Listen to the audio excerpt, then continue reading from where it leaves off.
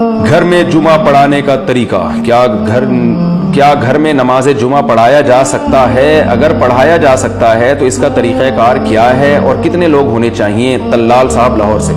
ہماری رائے یہ ہے، جامعۃ الرشید کے علماء کی بھی رائے یہی ہے کہ ان حالات میں گھر میں جمعے کی اجازت نہیں ہے، اس لیے کہ جمعے کے لیے فقہاء نے ایک بڑی شرط بیان کی ہے، اذن عام پبلک کو آنے کی اجازت دینی چاہیے۔ اگرچہ بعض علماء کا یہ بیان آیا ہے کہ وہ جو اذن عام کی فقہاء نے حکم بیان کیا ہے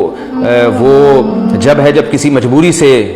نہ روکا جائے، تو اگر کوئی کسی مجبوری سے لوگوں کو روک رہا ہے تو پھر وہ شرط کی مخالفت سے جمعہ جائز ہو جائے گا۔ تو گھر میں چونکہ محدود جگہ ہوتی ہے اس لیے روکا جاتا ہے، تو اس لیے اس میں جمعہ جائز ہوگا، لیکن یہ ہمارے رائے میں یہ دلیل صحیح نہیں ہے، اس لیے کہ فقہاء نے تو علی الاطلاق ایک چیز بیان کی ہے،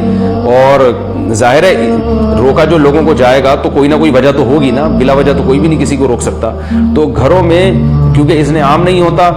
اس لیے بھی اس میں جمعہ جائز نہیں ہے۔ اور ایک اور مصلحت کی خلاف ورزی ہے کہ جمعے کی اہمیت کے بھی خلاف ہے یہ۔ اگر اس طریقے سے آج لوگوں کو اجازت دے دی جائے گھر گھر جمعہ کرنے کی، تو کل کیا ہوگا؟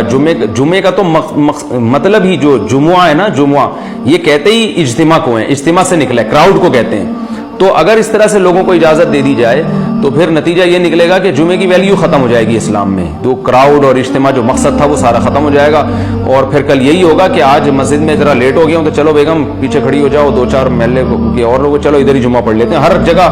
جمعہ ہو رہا ہوگا، تو یہ مصلحت کے بھی خلاف ہے۔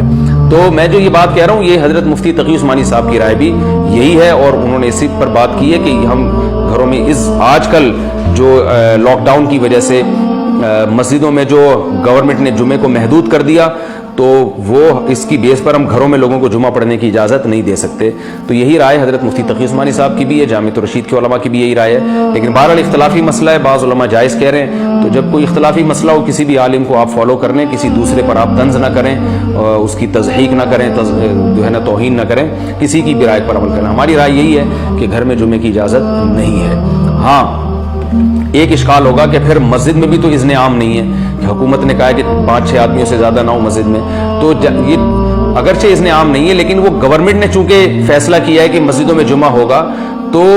جو شرط اجتہادی ہوتی ہے نا وہ گورنمنٹ کے یعنی اذن سلطان کی وجہ سے وہ شرط پھر کل عدم ہو جاتی ہے، تو کیونکہ گورنمنٹ کا فیصلہ ہے تو گورنمنٹ کے فیصلے کی وجہ سے مسجد میں جمعے کی اجازت ہوگی۔ یہ ایک فقہی باریکیاں ہیں جو عام لوگ نہیں سمجھتے۔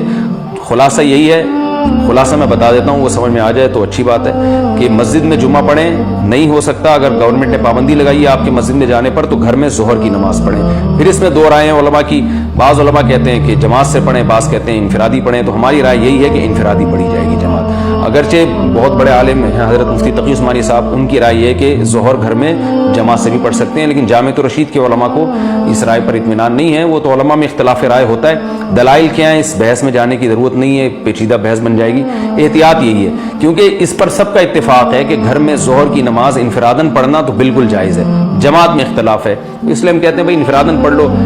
جمعے کے دن گھر میں ظہر کی نماز، باقی جو گھر میں نمازیں پڑھیں گے وہ آپ جماعت ہی سے پڑھیں گے۔ لیکن اگر کوئی حضرت مفتی تقی صاحب کے فتوے کو فالو کرتا ہے اور گھر میں ظہر کی نماز جماعت سے پڑھ لیتا ہے تو وہ بھی اللہ کی رحمت سے امید ہے انشاءاللہ کہ ایک بڑے عالم کو فالو کر رہا ہے کوئی، لیکن جمعے کی نماز میں بہرحال ہمیں اطمینان نہیں ہے، گھر میں جمعہ نہ پڑھا جائے۔